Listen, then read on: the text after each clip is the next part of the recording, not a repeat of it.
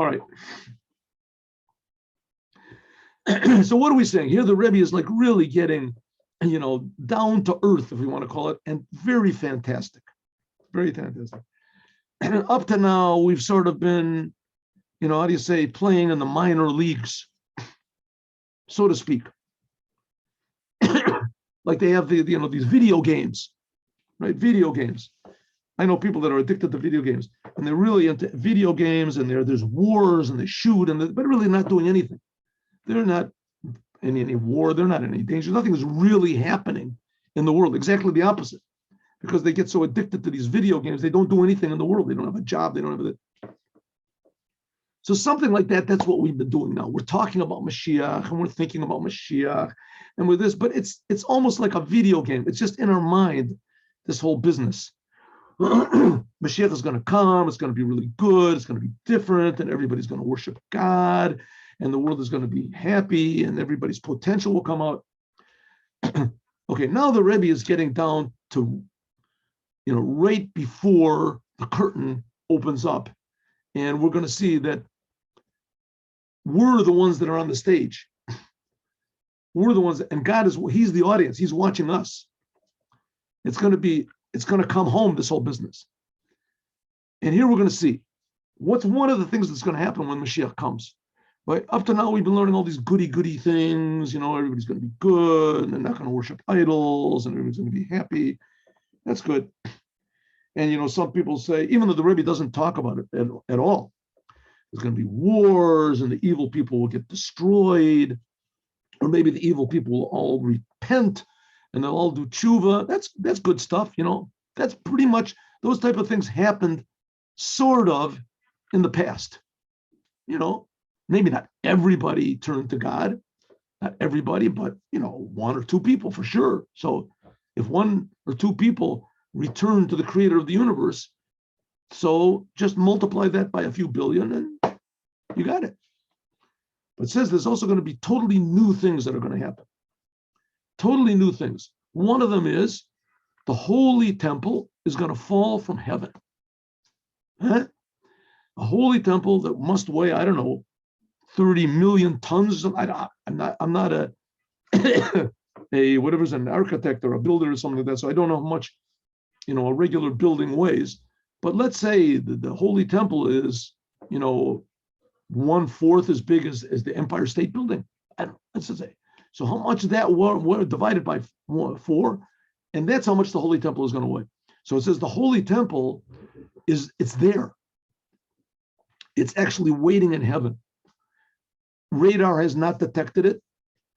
Astronauts have not seen it. The satellites looking from this angle, from that angle, has not in any way perceived it, but it's there. And it's there and it's physical. The problem is we don't really know what physical is. It says even the dead are going to raise up. The dead are going to raise up. That's going to be a big thing. But like we say, the dead raising up, it's happened before. We learned in the prophet Ezekiel. It said that the prophet Ezekiel actually brought back to life 20,000 people that had died, 600 years earlier, something like that. Prophet Ezekiel was like near the end of the first temple. So it says that when the Jews left Egypt, there was a whole tribe of Ephraim. They tried to go to Israel after the whole thing with the spies. Anyway, they went to Israel against God's will, and they all died. And their bones are in the desert, and they're just bones. It's not just that somebody died on the operating table, and they buried him, and all of a sudden somebody came along, somebody knocked on the coffin. Let me out, hey.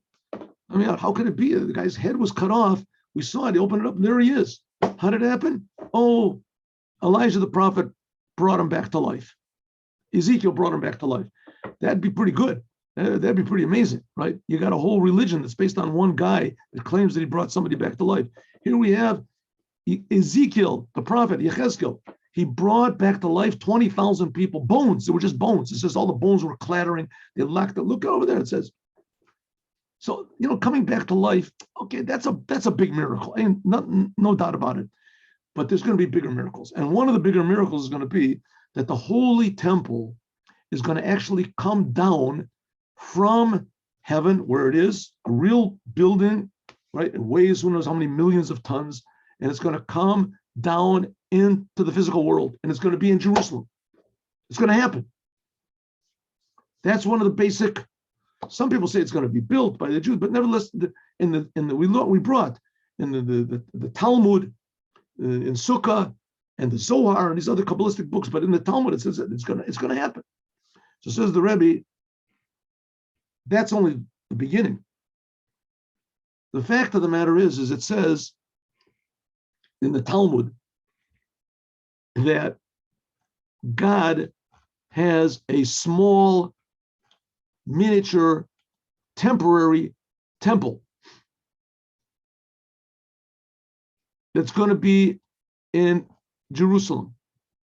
It's in Yechezkel. That's going to be outside of Jerusalem. I'm sorry. It's going to be outside of Jerusalem.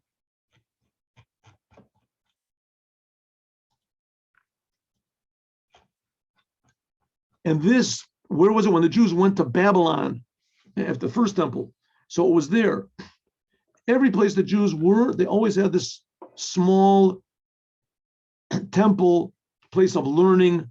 Temple is sort of not a nice word, I think. I don't know where they got this idea of the temple. It's not called a temple. That's the way the Reformed Jews, by the way, they called their synagogues temples because they wanted to say Germany is good. That's our temple in Jerusalem. Right? They called it. We don't want to go to Israel with new temples. They denied the whole thing. But the fact is, I'll call it the holy house, but nobody will know what I'm talking about. So we'll call it the temple. Okay. So the temple is the holy temple, says, is also in Babylon, Beit Rabbeinu Shabbabavel. And says the Rebbe, really the fact is every genuine synagogue where Jews genuinely pray and they genuinely learn Torah is called a small temple. But there's going to be one main one, which is going to be called Beit Rabbeinu Shabbabavel, the house of our teacher, and that's going to be the main one that's going to give life to all the others. And here we go, ready? When the holy temple comes down from heaven, it's going to go to this miniature main temple outside of Israel first. It'll go for this Mikdash Me'at, Beit Rabbeinu Shabbabavel. It'll go to the house of our rabbi in exile first. Okay, where is this place? Ready? And then what's going to be, so the holy temple will come, let's just say for purposes of clarity, this is in 770 Eastern Parkway. That is the Beit Rabbeinu Shabbabavel. This is the holy temple outside of Israel. So what's going to happen is the real holy temple, the third holy temple, is going to come down to Brooklyn, and it's going to fly together. I don't know if it's going to fly actually in the air, maybe somehow or other, transported somehow or other, and it'll fly. This is what it says. This is Judaism. It's going to come down. The third temple will come from heaven to Brooklyn, to what we're just saying for the sake of argument, right? Brooklyn. You're going to see that that's what the Rebbe wants, but I'm just going to come to Brooklyn, and it's going to take the 770 Beit Rabbeinu Shabbabavel, the main synagogue where Judaism is spread out, Jewish identity is spread out to the whole world, and it's going to fly there, and all of the other synagogues in the whole world are going to follow it, and they're all going to come to Jerusalem. So get ready.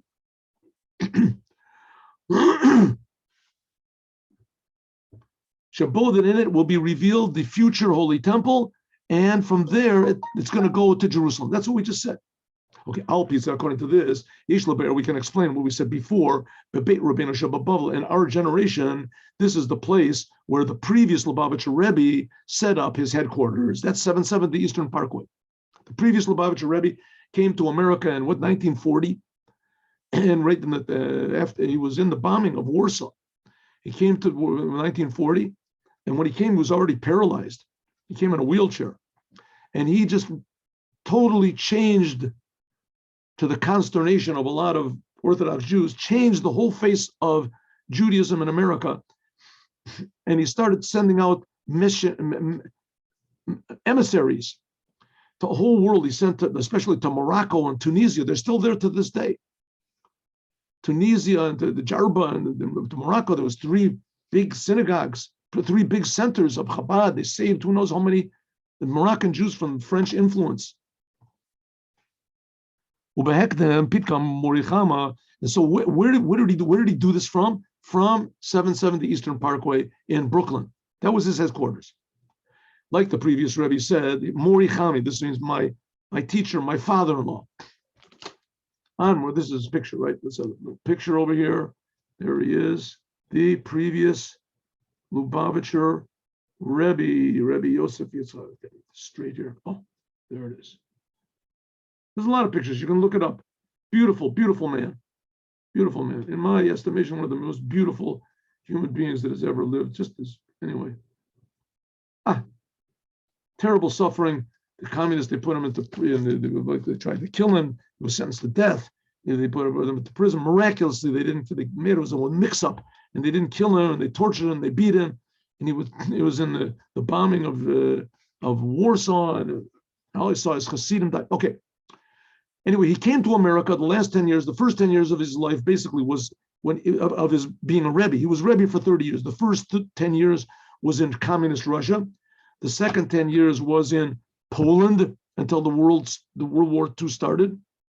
And then the last 10 years of his life was in America. And when he went to America, shortly after he moved to this place, 770 Eastern Parkway. It was used for something else, and he bought it. It's a history. Anyway, that became the center of Chabad. Like the saying of the previous Rebbe, he said, 10 Golios, there were 10 exiles that were exiled Lubavitch. Says the same thing about the Beit HaMikdash, the Sanhedrin. The Sanhedrin went to different places, the Sanhedrin, but he used this in the same, that Lubavitch. What was it? First of all, the second Lubavitcher Rebbe, the second Rebbe of Chabad, he was the one who moved to the city Lubavitch. Lubavitch had already been a center of tzaddikim beforehand, but the second Lubavitcher Rebbe, the second Chabad Rebbe, that was Rebbe Dvar, as he moved into the city of Lubavitch, which is in like White Russia. That there was revealed Pnimis Torah according to the way it's understood, the inner side of the Torah, the way it's understood. The second Lubavitcher Rebbe, he was the one that really started explaining the ideas of the first Rebbe. The first we're learning the ideas of the first Rebbe in Torah or in Likutei Torah. And then after that, after several generations, as soon as World War I started, then it moved in the time of the fifth Rebbe to Rostov. It was in Lubavitch for like a little more than 100 years. Then it moved to Rostov. And Rostov, it moved to Petersburg. That was in the time of the previous Lubavitcher Rebbe. He was put into prison and he had to flee. So he went to Petersburg, a big city. For Petersburg, it went outside to Latvia. The Rebbe was evicted from Russia they set him free from prison, and he was evicted then from Russia, the communists. Afterwards, it went to Poland. It was in Warsaw. Then when the war started, he went to America. In America, he went to several places until finally the set place was Beit Rabbeinu, the Beit Knesset, Beit Midrash, the miracles of Lubavitch for 10 years. This is the last 10 years of the Rebbe's life. Everything goes after the end. That's where he was finally. That the previous Lubavitcher Rebbe, he is the leader of the whole generation. He was the one that got this idea out in the streets that every Jew is holy and every Jew wants to do Torah commandments, and that we have to try to, embrace every single Jew in the world, wake them up, and the whole welfare of the entire world depends on that. He was the one that brought this idea into the world. And even totally non-religious, even previous before that, a non-religious Jew was like, you just have to keep as far away from him as possible, so not to be influenced by him. And the Lubavitcher Rebbe said, no, exactly the opposite. We have to change the world, not worried about the world changing us. The Rebbe had the power to do it. That's where he was in this world, in 770 Eastern Parkway. Agam, also after the previous Rebbe passed away, Lo Zazum Makomo, it says God's presence stayed there in 770 Eastern Parkway, even more. It was elevated even more until finally the Moshiach will come. Alder says similarly regarding to the Agulus, the exile of all the Jewish people. in our generation, they found the majority of the Jewish people and the majority of the Jewish people and the majority of the Jewish institutions, whatever they're called, in America. The Rebbe once said that it could be there are more Jews in Russia than the whole world put together, but they just don't know they're Jews. The place where Jews know that they're Jews, the most of them are in America. Some people say that now there's more Jews living in Israel than before. I don't know. It could be. In any case, in New York, the Yeshlom, we can say that's one of the reasons why the previous Lubavitcher Rebbe lived his last 10 of his years in America. Why? Because that's where the majority of non-religious Jews are. The Esek Hafatzas HaTorah v'Yadus Hafatzas HaMayanos Chutza. That's why he spread out Judaism in America, because that's where the majority of non-religious Jews, and it could be that all the Jews, the majority of the Jews live together. I think it's almost coming close to the majority of Israelis live in America. You know how many Israelis there are? Go to the floor of this packed Israelis. Okay.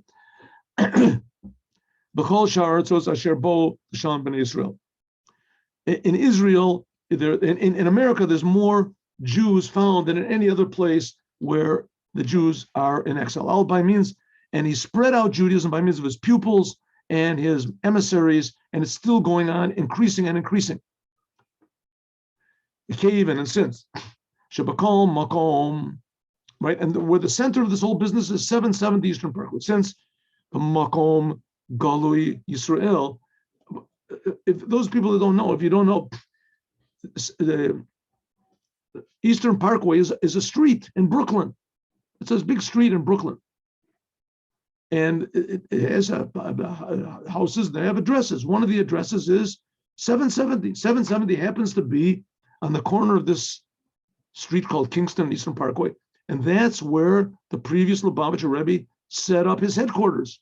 And since then, they increased the building. They built more. They widened it out. The downstairs is this huge auditorium. It's a synagogue. It's an auditorium when the Rebbe speaks, right? When the Rebbe speaks, for the prayers and everything, it becomes a.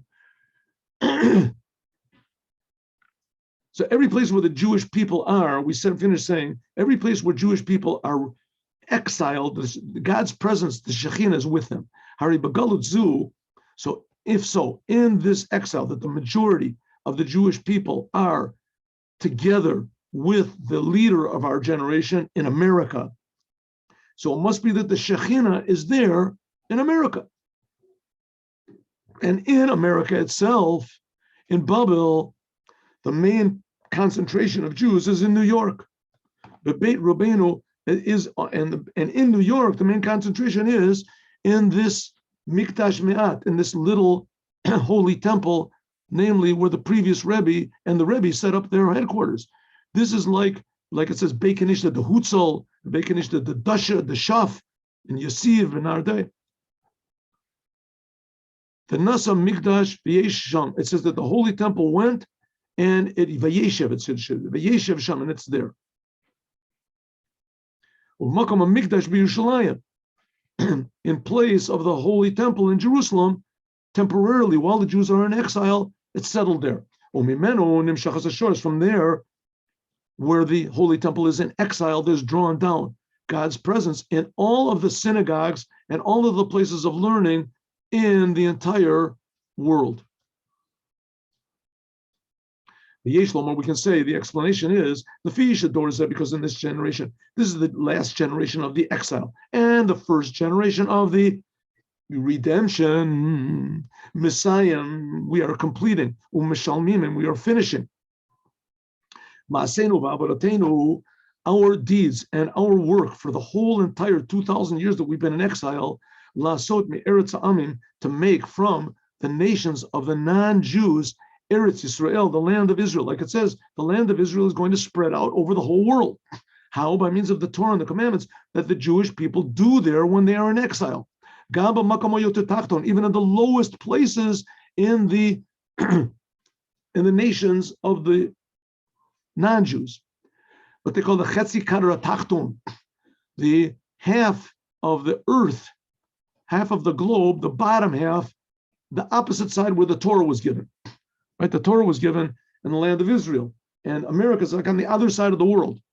Asher al yadei, by means of Allah's makom yoter tachton, by means of elevating this lowest place. This elevates also all the other places in the world. It's like a building. You put a lift under the bottom of it, and lifts the whole thing up. The Indian said, this is made. What's lifting up the whole world? Beit Rabbeinu. This temporary holy temple, which is outside of Israel, Shebechetzer, which is in the lowest, the half of the globe, which is opposite Israel. The lowest place. That from this lowest place, aura light goes out to the whole world. Lasot me'olam, to make the whole world ad lepina hachin nidachas, to the lowest corner, to make the whole world into Eretz Yisrael, the land of Israel. Shazay, that's the idea of what it says, Atidim Eretz Yisrael, that it says that in the future the land of Israel is going to spread b'kol ha'aratzot, in all of the world. Atidim Yerushalayim, and Jerusalem is going to spread out on all of Israel.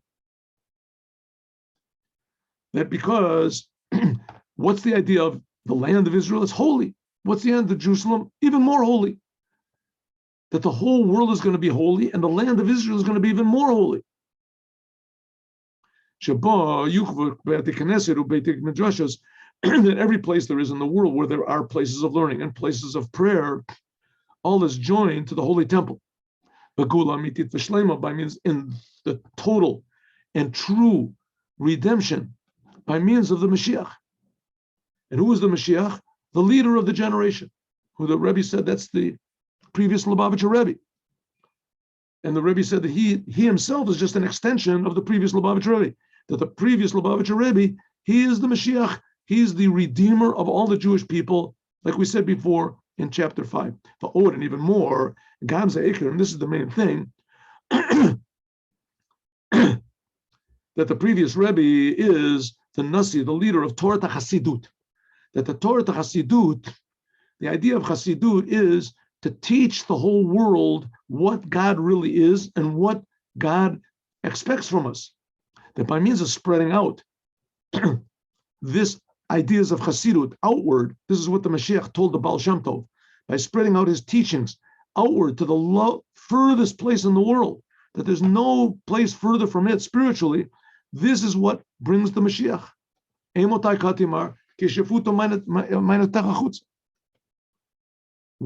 the Baal Shem Tov asked the Mashiach, when are you going to come? And he said, when your teachings are spread out to the furthest corner of the world. And those people don't know what God really is, how good, how close, how infinitely close and good God is.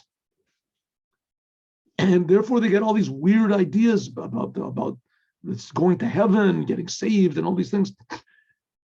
How infinitely loving God is.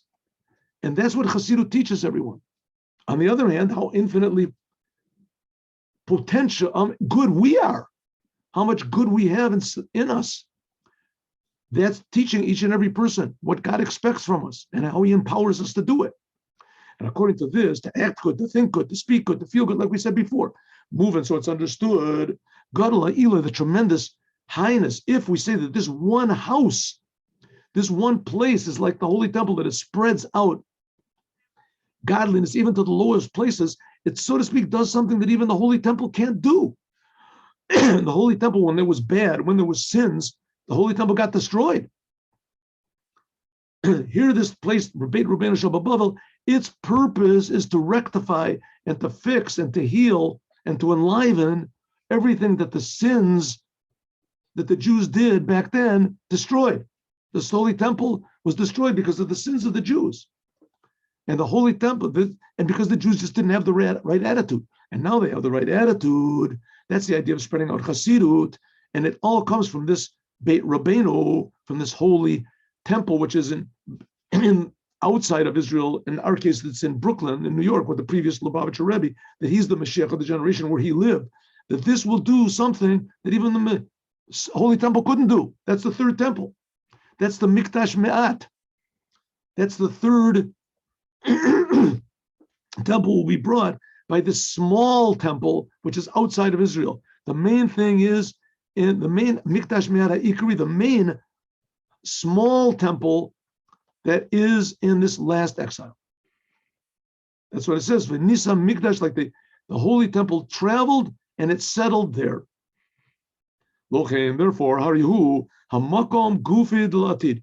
Hamakom Mikdash, therefore, it will be where the holy temple will come temporarily in the future. The third temple will come to Brooklyn first, and then it'll take all of the temples in the world, all the synagogues in the world and places of learning in the world, right? They'll all follow 770 to Israel. Huh? Pretty amazing. Not only that, but even more, that's where the third temple will be revealed. And from there, everything will go back to Jerusalem, like we said in.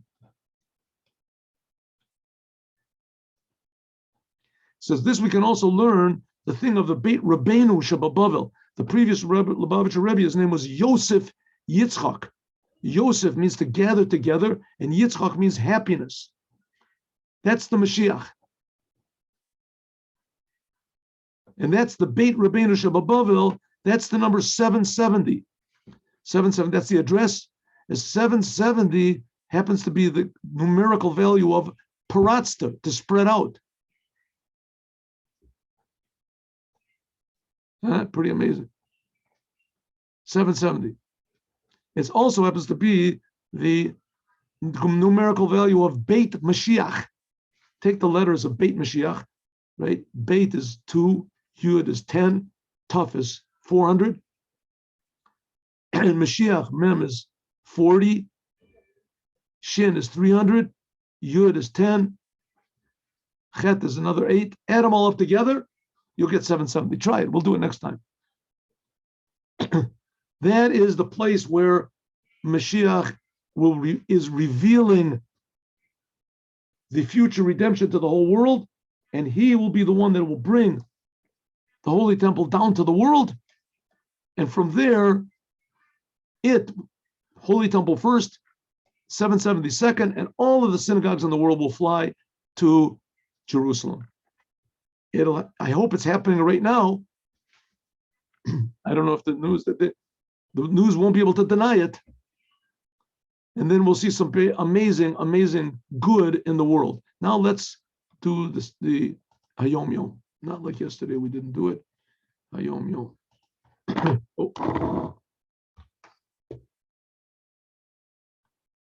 Isn't this thing going? Okay. Technical problems over here. What's going on? Why doesn't it? Oh.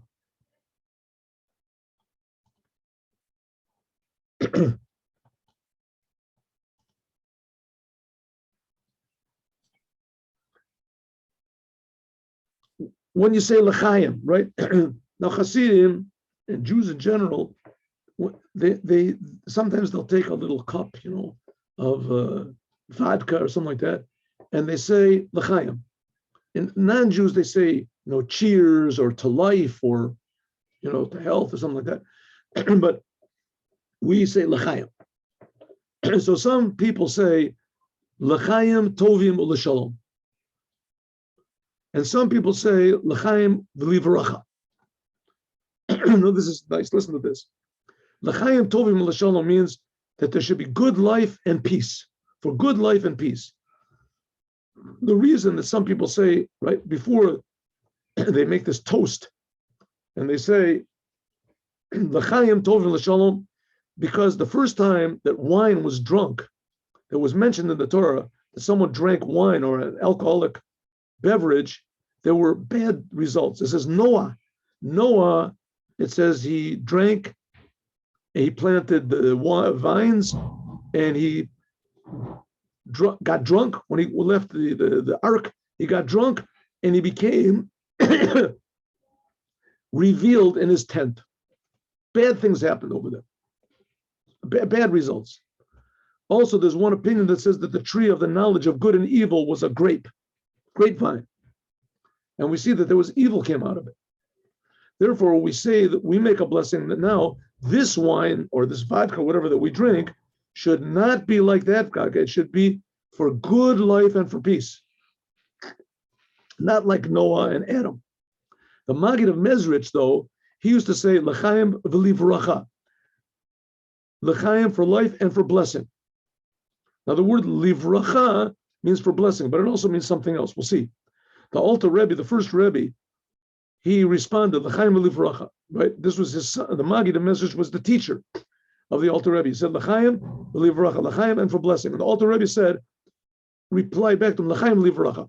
After this Farbrengen, this Hasidic gathering, they discussed and they tried to analyze, what does this mean? L'chaim uv'livracha. So he said, no, it means like this. Livracha means also lev racha, a soft heart. It says when wine goes in, secrets come out. Nichnas yayin yotze sov. The gematria of the word yayin, wine, is 70. It's the same gematria as the word so, it's 70. So it says when wine goes in, the secret comes out, which this means that your heart gets secrets, means what's hidden in your heart. Therefore, we have to have a special blessing for this. What's in a person's heart? Right? A lot of times a person is a real, holy person and everything, unless something makes him mad. Oh, all of a sudden you see he acts like an animal. Right? So that's what was in his heart, hidden in his heart. And so we see the heart contains in it sometimes very negative things. When you drink wine, sometimes they come out. And therefore, we make a blessing, l'chaim, that we should have life, and livracha, and have a soft, a sensitive heart. Be sensitive to what God wants. Have a good day with Moshiach. Now, one more message.